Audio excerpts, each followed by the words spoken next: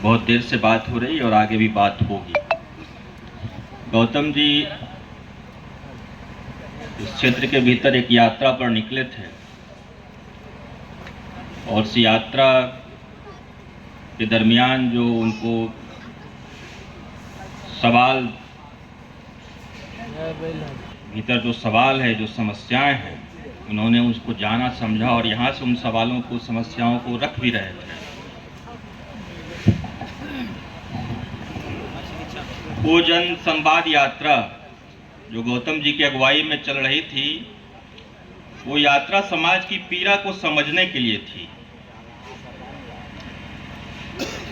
और इन सवालों से हमारा समाज पीड़ित है। समाज की पीड़ा से जुड़े हुए जो सवाल हैं, वो सवाल सबके बहुत जुदा जुदा नहीं है, अलग अलग नहीं है, वो एक ही तरह के लगभग सवाल हैं जिससे हमारा समाज पीड़ित है। तो यात्रा का और इस सम्मेलन का मकसद ये है कि जो समाज की पीड़ा से जुड़े हुए सवाल हैं, उन सवालों पर समाज को इकट्ठा किया जाए और उन सवालों को, उन समस्याओं को हल करने के लिए संघर्ष की दिशा में बढ़ा जाए। एक बात मैं साफ इस मंच से कहना चाहता हूं कि आपके सवाल जो हैं, आपकी जो पीड़ा है, आपका जो दुख दर्द है, उसको हल करने के लिए कोई मसीहा नहीं आएगा। अगर किसी मसीहा से उम्मीद करते हैं कि उन सवालों को, आपकी पीड़ा को, दुख तकलीफ को हल कर देगा, तो ये इस मुल्क में, इस राज्य में संभव नहीं है। आज़ादी के इतने वर्षों से हमारे समाज ने यही सोचा कि कोई मसीहा आएगा, वो हमारी पीड़ा को, हमारे दुख को, हमारी तकलीफ को हल कर देगा, लेकिन आज तक नहीं हुआ। तो ये एक लंबे समय से हमारी पीढ़ियों का अनुभव है कि अगर तस्वीर बदलनी है, अपना पूरा हक, अपना पूरा हिस्सा लेना है इस मुल्क के अंदर, इस राज्य के अंदर, तो आपको अपनी पीड़ा के साथ जुड़े सवालों के साथ उठ खड़ा होना होगा। आपको संघर्ष के मैदान में आना होगा, आपको खुद अपनी लड़ाई लड़नी होगी। सताए गए लोग हैं लंबे समय से, सदियों से। आज भी जो दबाए सताए जा रहे हैं, आज भी जो उत्पीड़ित समाज है, शोषित समाज है, उसके पास जो कुछ भी है, उसके हिस्से में जो कुछ भी है इस देश के अंदर, इस राज्य के अंदर, उसे उसने संघर्षों से हासिल किया। वो खैरात में नहीं मिला। इस देश में अगर संविधान बना तो वो भी एक लंबा संघर्ष था, जिसकी वजह से इस देश में संविधान बना और जिसने हमको बराबरी का हक दिया सैद्धांतिक तौर पर। सदियों से जो भेदभाव था जाति के आधार पर, वर्ण के आधार पर, उस भेदभाव को सैद्धांतिक तौर पर संविधान ने खारिज कर दिया और हमारे लिए बराबरी हासिल करने का, हिस्सेदारी हासिल करने का, सम्मान हासिल करने का रास्ता खोला। वो संविधान खुद भी एक लंबे संघर्ष से सामने आया। जो भी हमारे पक्ष में कानून बने हैं, जो भी नीतियां जिस हद तक जब भी बनी, जो भी योजनाएं बनी, वो हमारे संघर्षों से की वजह से बनी थी। कभी कोई सरकार खैरात में इस देश के मेहनतकशों को कुछ नहीं देती रही है और ये बात मैं साफ तौर पे कहना चाहता हूं आपसे, आगे भी नहीं देगी।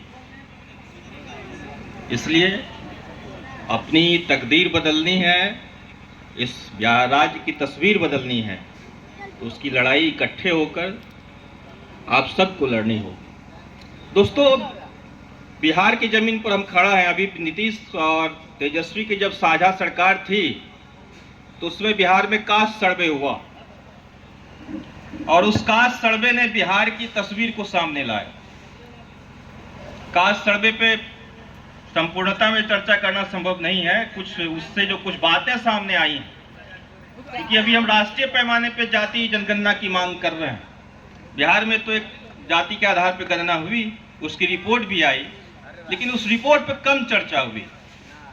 जरूरत थी कि वो रिपोर्ट क्या बता, बिहार को जो कास्ट सर्वे बता रहा है, जो मुद्दे बरकरार हैं, उसको हल करने की दिशा में योजनाएं बनानी चाहिए, नीतियां बनानी चाहिए। उस दिशा में बहुत कुछ हुआ नहीं, कुछ हुआ भी तो वो कुल मिलाकर अधर में फंस गया है। बताती है कि बिहार में लगभग 33%, 34% के आसपास की जो आबादी 6,000 रुपये तक की मासिक आय पर गुजारा कर रही है। ये बिहार की हकीकत है। इसको गरीबी का पैमाना मान लिया जाए तो आप समझिए। और सरकार ने कहा, नीतीश की सरकार ने, कि ये 6,000 तक के जो लोग हैं उसको हम गरीब मानते हैं, जो 6,000 रुपये जिस परिवार की आमदनी प्रत्येक महीने है। अब 6,000 रुपये में इस बिहार में कैसे गुजारा करते होंगे? तो 34% आबादी इस बिहार की बहुत भयावह गरीबी में। और हमको लगता है कि आजादी के बाद से तमाम हुकूमतें इस देश में दावा करती रही हैं कि हम गरीबी हटा रहे हैं। गरीबी कितनी हटी वो आप देखिए। मेरा तो मानना है कि गरीबी उससे ज्यादा है। 10,000 या 20,000 प्रति माह की आमदनी भी अगर किसी परिवार की है तो आज के दौर में उसको गरीबी रेखा से ऊपर बहुत नहीं माना जा सकता। कम से कम 10,000 रुपये आमदनी वाले परिवार को तो नहीं ही माना जाना चाहिए। तो एक बड़ी आबादी, 60-70% हिस्सा जो बिहार का है वो गरीब है।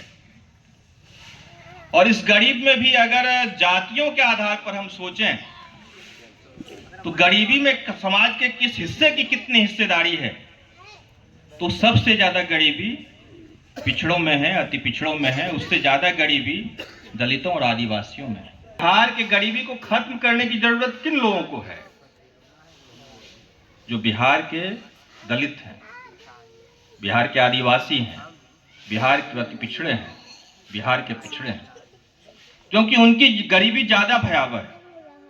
सवर्णों में भी गरीबी है और 6,000 तक के मासिक आय के दायरे में उनके भी 25% परिवार हैं, लेकिन उनकी अपेक्षा आप दोस्तों।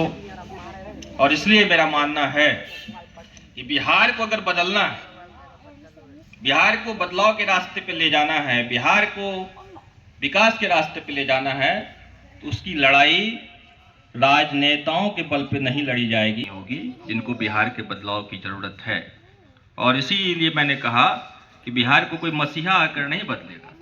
ये आपकी जरूरत है, हम सब की जरूरत। बिहार के विकास के लिए, अपने हक हिस्से के लिए, अपने सम्मान के लिए लड़ना। और ये सम्मेलन इसी मकसद से है। ये सम्मेलन जो बिहार के बदलाव विकास के सवाल हैं, हमारे सम्मान, हिस्सेदारी और बराबरी का जो सवाल है, उन सवालों पर संघर्ष तेज करने के लिए सम्मेलन है। यहाँ से और बड़ी एकता बनाएंगे और अपने सवालों को लेकर लड़ाई तेज करेंगे, आंदोलन खड़ा करेंगे। चाहे वो किसानों का सवाल हो, चाहे बुनकरों का सवाल हो, चाहे वो भूमि का सवाल हो, चाहे वो सरकारी और विकास योजनाओं में लूट का सवाल हो। इन सारे सवालों पे आपको इकट्ठा होकर लड़ाई लड़नी होगी। दोस्तों, हम लोगों को बहुत कमजोर बना दिया गया है। लोग यही कहेंगे कि भाई राजनीति तो पैसे से तय होती है। चुनाव जब आता है तब बात होती है कि भाई वोट तो आपको देना है, हम सब लोगों को देना है, और तब वहां से तय होगा कि सरकार किसकी बनेगी, इस क्षेत्र का प्रतिनिधि कौन बनेगा, कौन आपकी आवाज को संसद और विधानसभा के अंदर बुलंद करेगा। लेकिन समाज में एक धारणा बना दी गई है कि आपके पास कुछ नहीं है और पैसे वाले राजनीति करते हैं।